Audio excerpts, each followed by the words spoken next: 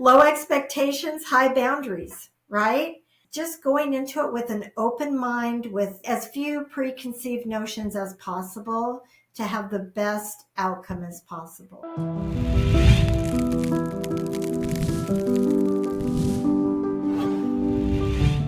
Hi, my name's Lawrence Strauss, and welcome to the Family Disappeared podcast. It is great to have you here with us today. And today we have a second part of the show with Renee, and we are talking about her reuniting with her sons after 30 years of alienation and what that looks like, what expectations there are, what victories there are, what challenges there are, and a bunch of talk about recovery and why this is even possible. And I think that's a beautiful thing there for anyone that's struggling, that's new to the struggle, that's old to the struggle, that there are possibilities. And as a direct result of working on ourselves, we're going to be having a conversation with Renee, and you're going to see the link between working on yourself and the rewards that come with that, and how that can have such a wonderful impact on the family system. And if you're new to the community, welcome. There's a plethora of resources in the show notes. There's our 12-step meeting, Parental Alienation Anonymous, which we have 16, 17 meetings a week, and that's free all the time. And there's a bunch of other stuff out there. And let's just get into it. One of the things that we are talking about in the show is our kids. And we, for some of us, we have multiple kids. And in the multiple kids, for me on my journey is I see how my kids are separated from each other. And even as young adults right now, that they don't necessarily have relationships with each other. And that's done intentionally from my perspective, with my ex-wife. And what I think about is I remember taking my kids on multiple vacations. And when we would go on vacations, they would get along so great together. There was no one that they needed to take care of. They were just showing up on vacation to hang out with each other and have fun. And they were close and loved each other so incredibly much. My hope for them as they grow up and they start to develop and critical thinking kicks in is that they start to have a relationship with each other. It's really interesting. I think them having a relationship with each other is more important than them having a relationship with me. And I think in them having a relationship with each other, that a lot of the recovery work will start for them once they start to learn who they are without having a third party being an intermediary. So I would just say there's a lot of grace for my kids as they go through the struggle, and as I see some of those struggles that they're having in their life, which they might not even identify as a struggle, and they might even say, I might just be making this up. And maybe as I'm saying this out loud, maybe what I'm saying might be hurtful to a child or someone that's alienated if they hear this. And I would say I want to acknowledge that reality would be real. And I would also want to acknowledge that my reality of watching people struggle in relationships where they have a third party triangulated into the conversation is incredibly challenging and not healthy. With my parents, when I was triangulated into their stuff where they were sharing information, then it was coming back out to me. It confused the relationship and it wasn't useful. And once I started to have boundaries and have a relationship with each of my parents individually, it changed. It was magical.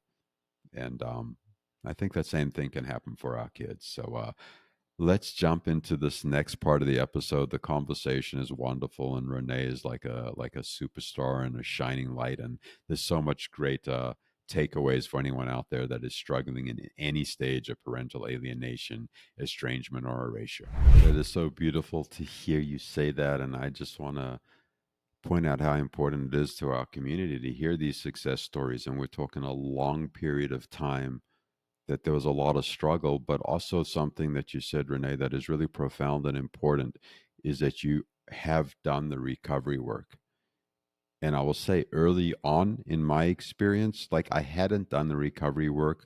So I created a lot of harm to my kids, and I helped perpetuate parental alienation to a certain degree because I was so involved in it. At sometimes I was pushing it, and when we talk about recovery work, if you're not really familiar with that, it's about working on yourself emotionally and spiritually and physically. And it's not in just the relationship with our kids, it's in every relationship in our life. I think that's when recovery really starts to take hold, is when we realize, oh, it's not just about my kids, it's about me having a full, rich, and robust life. And I love my kids and I want to work on that too.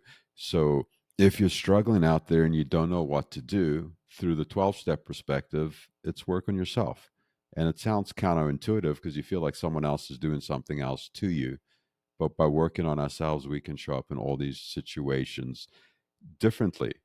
And you had said that you had spoken to your son, and then for 1 year, there was no real contact, and that your nervous system has kind of, it sounds, let go of the time a little bit, and you enjoy what you do. And then when it happens again, it happens again. And how did that 1 year later connection happen? Did you reach out? Did he reach out? What happened? I had reached out to him because I had been, I do have a higher power, my higher power I call God. And I had kept kind of asking my higher power, give me a nudge when it's time to reach out to my son, because not that I needed to defend myself, but I felt like for Renee, I needed to be able to speak my truth on some level, not in a harmful level, but in a level where I was taking care of myself. And I kept asking and asking, and the answer was no, no, no, no for a year. And all of a sudden, one morning I woke up and I just got this intuitive feeling like now's the time. And so at 4:30 in the morning, I sent him a message and I just said, you were so courageous last year in reaching out to me. And I had such an appreciation for how openly you shared with me. And I would be remiss if I didn't now do that myself. And he responded back almost immediately and said, I would love to have another phone conversation, Mom. And I said, that would be great. When does that work for you? And we had another conversation. And that's when he said, I'm going to sit here and listen because you listened to me last year. And that meant a lot to me. So now it's my turn to sit and listen to you. And it was amazing. Mm, mm. I love the idea of patience. I love the idea of checking in with ourselves, whether it's connecting through God, our higher power, through nature, through music, and just taking it slowly, because everything in the beginning seems like it has to happen immediately, and if it doesn't happen immediately, I'm gonna die. And yeah, I love that you gave it space to breathe. And what does the relationship look like today with your youngest son? We're talking about Dan, correct? Mm-hmm. It's been probably 3 weeks since we talked, maybe a month now. Every time that I've reached out, I've probably reached out 4 or 5 times. He had a lot of exciting things happening for him. He got a new job, made a move, also started doing some work with Fox Sports, which was really exciting for him. And he's raising 2 children. He's a single dad. So he was just in the throes of all this change. So rather than think to myself, well, he doesn't really have time right now, I would just send out short little texts and just say, hey, I'm thinking of you. I hope everything's going okay. And he responded every single time. And a couple times with little clips of interview things that he had done with Fox Sports so that I could watch them. And, so really engaging in spite of the fact that he's crazy busy right now. So that meant a lot to me, that I felt like I was a priority, which was great. Ooh, that sounds very sweet. And also by what you're saying, it sounds like he's responsive when you reach out. You're not just left in this void and vortex, not knowing if you're ever going to have contact. He's actually in the relationship right now with you. Yes, for the first time ever. Wow, that is incredibly powerful. And you have two sons, and it sounds like we're talking a lot about the younger son. What does it look like with your older son, and what kind of connection do you have with him, and what's that arc look like over the last couple of years? With my oldest son, we have had a better relationship over the last 30, meaning he harbored resentment and things, I think, but he seemed more open, more forgiving, more kind, even though we rarely had a connection with each other. Um, Several years ago, we did have a very short moment in time where I met my grandchild and we had lunch with him and his wife, and it was a nice connection. And for me, I got some really high expectations. I started thinking, okay, now everything's changed. And I had sent him a text message and he didn't respond back for several hours, and I jumped the gun. And this was before PAA. And I jumped on him about it. And he sent me an email and he said, Mom, I don't ever want you to call me again. I was in a movie when you were texting me. I wasn't ignoring you.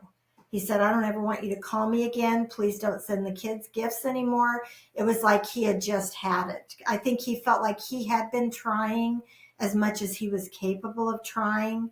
And honestly, I'd blown it. And that was 7 years ago, and I respected his wishes. He did reach out maybe twice in those 7 years with an email just saying, hey, just checking in. And he'd send me a picture of the kids with their dog, and then nothing for another year or another 2 years. And then more recently, I was going to be in the state that he lives in, and I just said, hey, I'm going to be there. What do you think about meeting for lunch? And he said, I would love that, Mom. And we went to lunch, and I was as nervous as a schoolgirl going to homecoming. I was scared to death he wasn't going to show up. And he did show up, and he wanted to pray before the meal. He let me buy him lunch, and we spent a couple hours together. And now we have open communication. It's not to the level as with my younger son. We don't ever talk about the past with my older son yet. It's all pretty much just what's going on now. It's not ever about what happened. But one of the things I felt was important to mention today was that expectation word. If I get expectations, it blows it for me every single time. So just because I'm having the conversation with my younger son doesn't mean all of a sudden I get to have it with my older son. I mean, a mistake that I made for many years is I glommed them together. It was always my kids, my kids. They're separate individuals and they could not be more different. So I recognized several years ago, probably since PAA in the last couple of years, that they're not the same person. You don't get to just group them into this thing called your kids. It is two very separate individuals. And just because they were born to the same parents doesn't mean they are a unit together. They're individuals, and I assume, would like to be treated that way. And so with my oldest son, he brought me a little gift when we met for lunch. It wasn't a big thing, but I'm holding on to it. I'm cramming it in my suitcase. I am not taking this home, right? And again, it looks very different with him. It's rare contact, but when I do reach out, he immediately responds. And so I just feel like with both of them, it has turned a corner that we've never before been able to turn in all these years. That is really beautiful, and also really useful when you say the kids are kids, but they're not the kid. They are separate entities that have separate needs and separate ways of navigating the world, and that you're actually meeting each individually where they are, and you're not lumping them in as the kids where these are the rules, this is how the kids behave. This is just two people that you happen to love, and they get to behave as two individuals in very, very different ways, it sounds like. And yeah, I'm curious, do your boys have a relationship with each other? Do you know, and what does that look like, or do you not know? Actually, for many years, they didn't. They were raised in a way that they were very competitive with each other in sports. And I think it ended up doing a lot of damage, and there was a lot of jealousy there. So for many years, they really didn't have a lot of good to say about each other. They would, he would say, I talked to my brother or whatever, but it wasn't that they were talking negatively about each other at all. It was more like, yeah, I don't know what's going on with him. But now my youngest son refers to my oldest son as his best friend.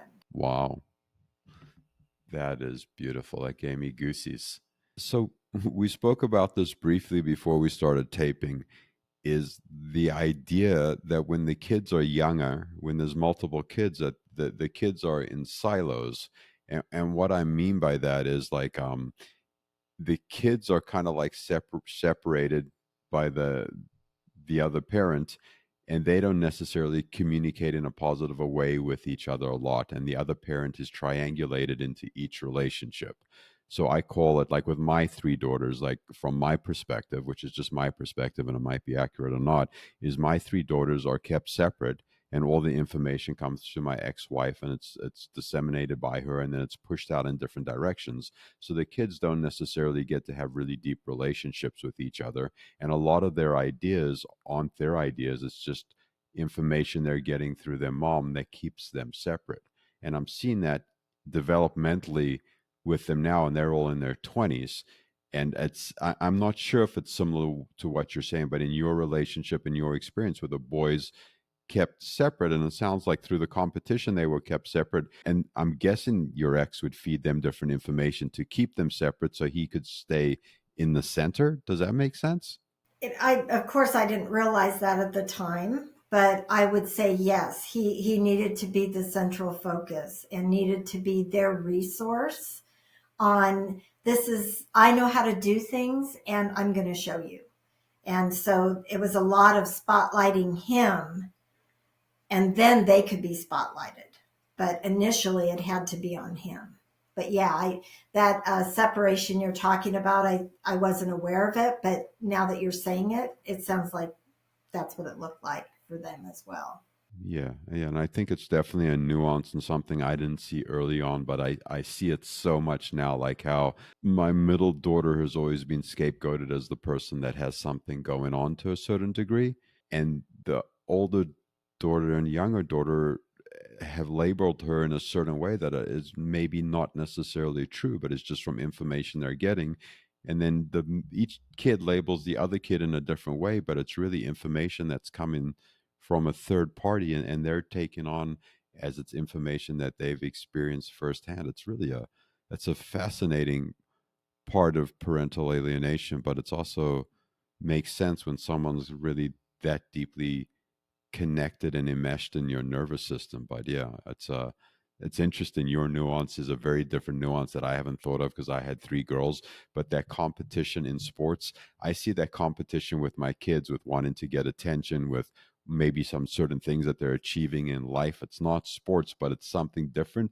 But it sounds like the same thing and is used in the same kind of way as a strategy by the alienating or estranging parents. It's something I'm definitely going to have to chew on.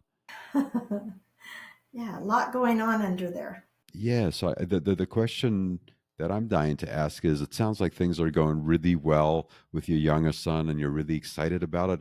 What conversations have you had about meeting in person? Is that on the table? Like what's going on with that? It's really not. Ironically, not yet. I had written down some things that, I'd already mentioned the things that have changed since I'd met them, that we have open communication, that they reply immediately. I got a friend request on Facebook for the first time in like 12 or 15 years or something.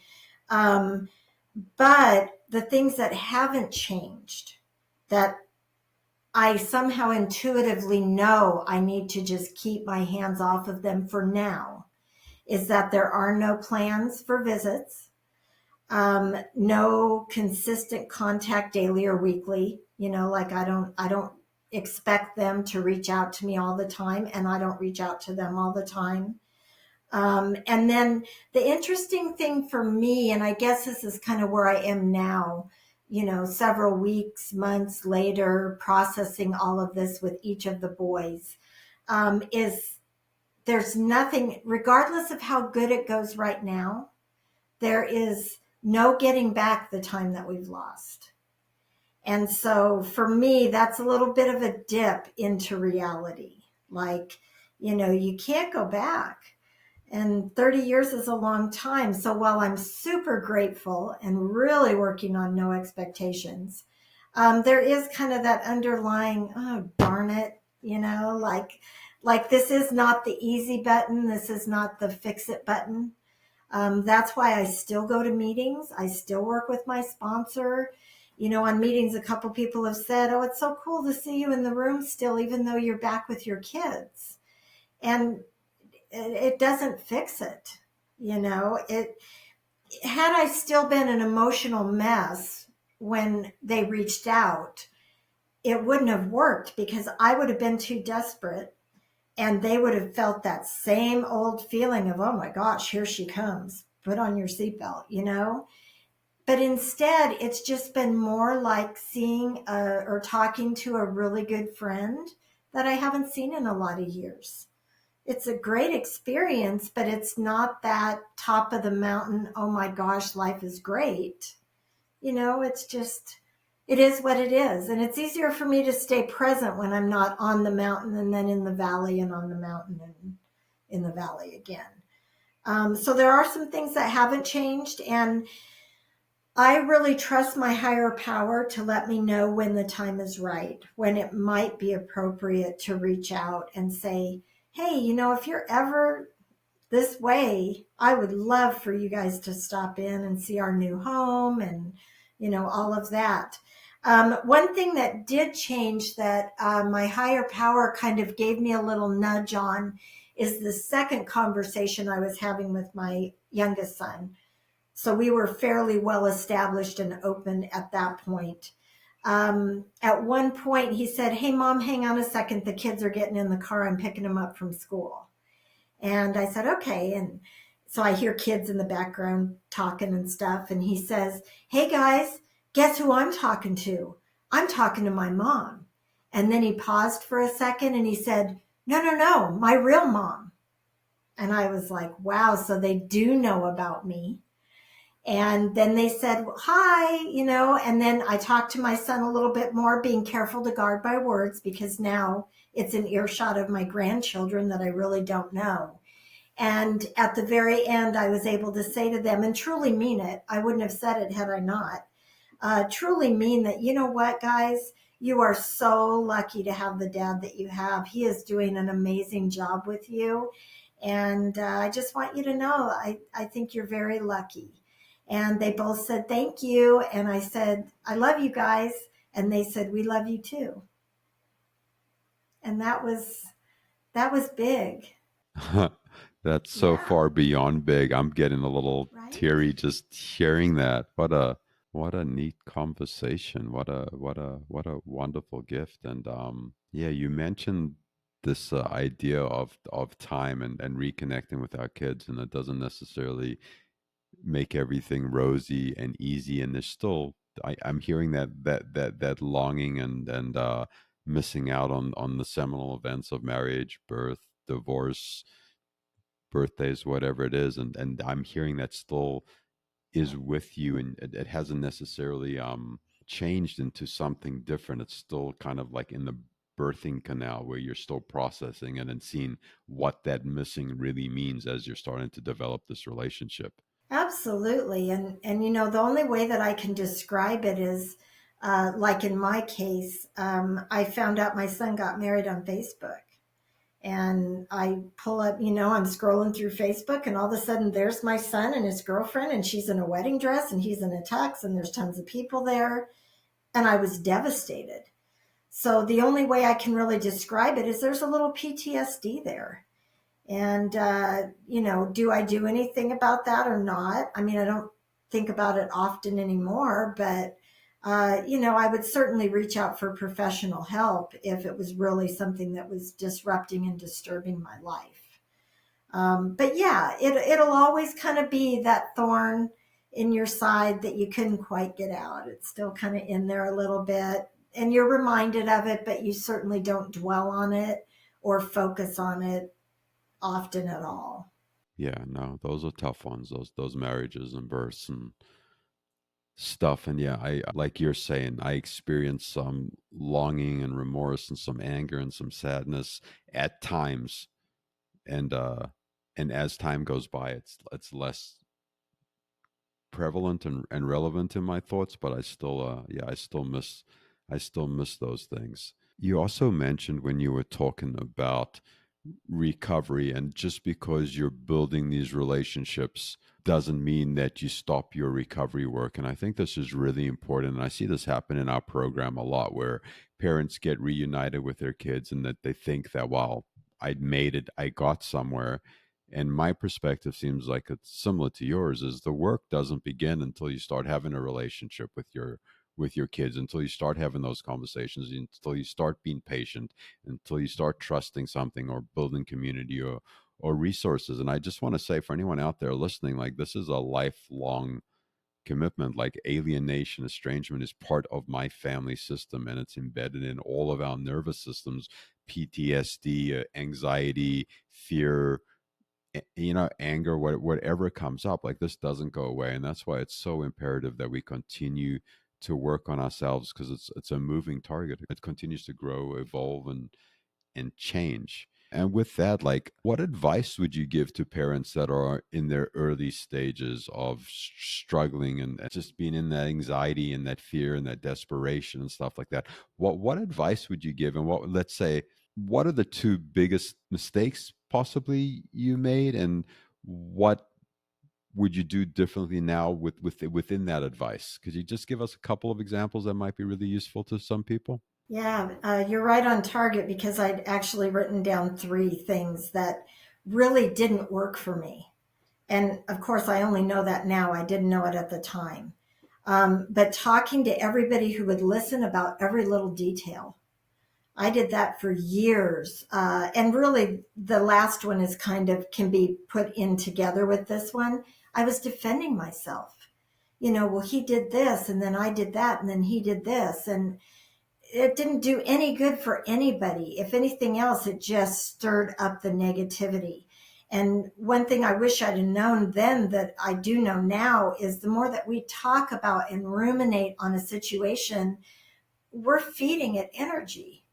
It doesn't mean that we deny it and act like it didn't happen, but I want to really watch my words and how often I'm saying that information over and over. For me, probably hundreds of times to anyone that would listen. So that was a big one for me.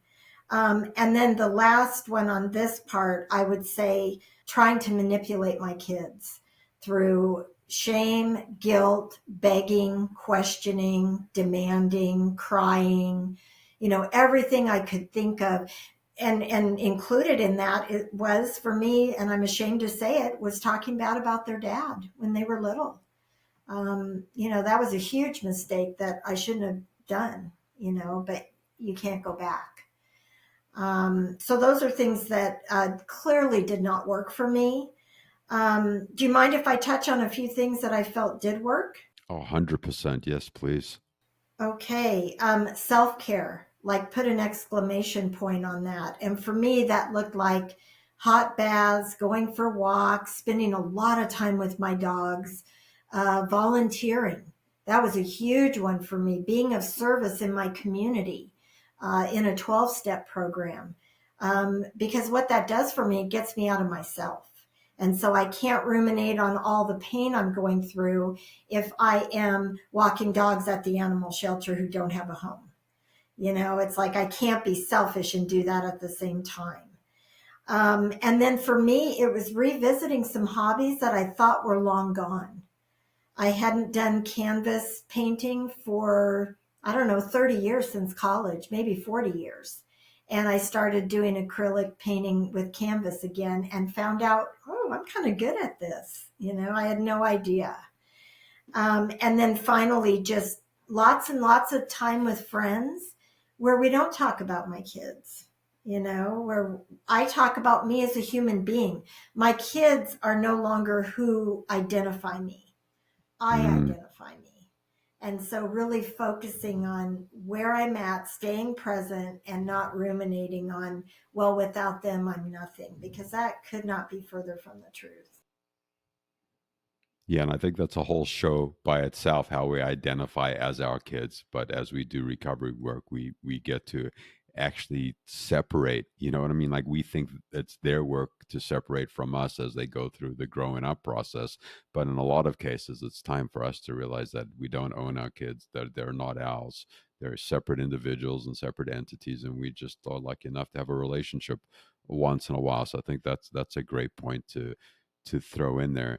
And I also want to say, as we're having this conversation, you're telling me about talking to your son and being able to listen and also be able to reflect back what he was saying. Oh, that was hard, or that sounds like that was really, really painful, is a really, really important part of recovery. And what I'm hearing when you're describing those things as we're going through the conversation is nonviolent communication or empathy based communication, where you're just using reflective listening. And that I think is, for me, the most important skill that I would argue that parents, grandparents, kids, anyone in any kind of relationship need. And I'm hearing that was a real important part of this last 3 or 4 years of your journey. And I just want to take a second for you just to tell me something about that before we go to the last question to wrap up the show. I would just say the only thing I can compare it to is when someone uses NVC with me. When I share something with somebody that's difficult and they just take that second to have that touch point with me on, wow, that must have been really hard. Man, I feel heard. And that's what I try to share with other people now. And this is a very new skill for me that I learned in PAA.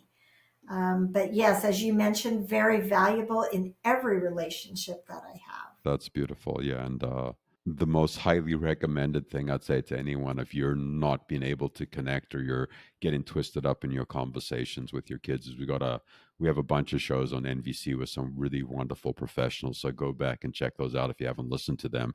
And this is the last question. And it's kind of an awkward question, which I haven't really thought how I would answer it, but I'm going to ask you. So, Yay. what advice would you give to adult children who are considering reconnecting with a parent or grandparent that they haven't connected with in years? Would there be any suggestion you might make to someone that might be reaching out in the opposite direction, or can you even speak to that? I'm not sure. What do you think? Yeah, I would say with my son, and you're right, it's hard to wrap your mind around this and come up with an answer. It's like I can formulate it in my head, but I'm having trouble putting it into words. But I would just say that until you speak to someone and have an honest, transparent conversation, that both of you need to know that no one knows the whole truth. And maybe you don't need to know the whole truth. Maybe we just start from square one and have a conversation moving forward from today.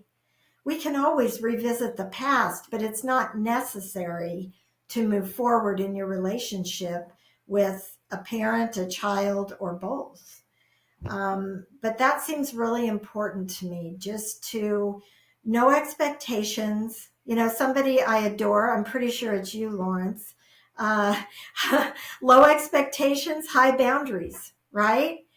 And so just going into it with an open mind, with as few preconceived notions as possible, to have the best outcome as possible. No, that's really wise, and I love that. Just to meet people where they are, and you don't have to go backwards. You can go forwards in order to possibly go backwards at a later date, but just to go forward. I love that. What a beautiful place to wrap up the show, and I'm so excited for you in this next part of the journey you're on with the boys. Sounds delightful and wonderful, and we all can't wait to get our next update in a little bit. And thank you for taking the time to spend with us. And is there any final word you'd like to say besides goodbye? What I would say in closing would just simply be that if you're in pain, there's a solution. And for me, this was it. I've seen people come into these rooms that looked suicidal, that were so depressed and so down, and you look at them a few meetings later and you don't even recognize them. The healing that can happen when you apply yourself in this program is miraculous, and we hope to see you in the rooms. Awesome, Renee. Thank you so much. And I hope you have a beautiful day. Thanks, you too.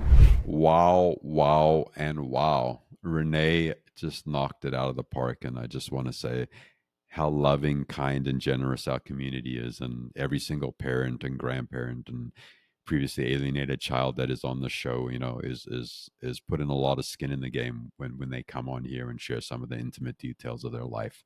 So I just want to acknowledge how much courage and recovery that takes, and just say thank you to all of you, and thank you to Renee for your courage today. And I'm hoping you got something out of the show. We try to deliver some useful information and insights, and you don't have to take as much time as it took for us to learn these things. We are here as a community.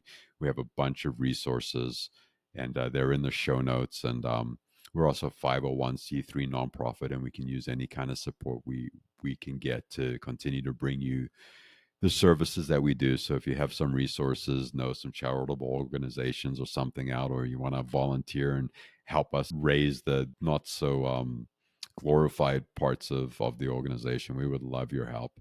And our email is in the show notes. Send us an email, ask a question, make a comment. Remember to subscribe, like, share wherever you can. And in case someone else hasn't told you yet today, I love you. I love our community. I love the opportunities that I have from working on myself. And I love the opportunities that I get from being of service, because service really is the most important thing that I do, because this stuff is painful. And the only way that I can get out of myself sometimes is by helping someone else. So have a beautiful day. I love you. We hope to see you back on the next show. Take care.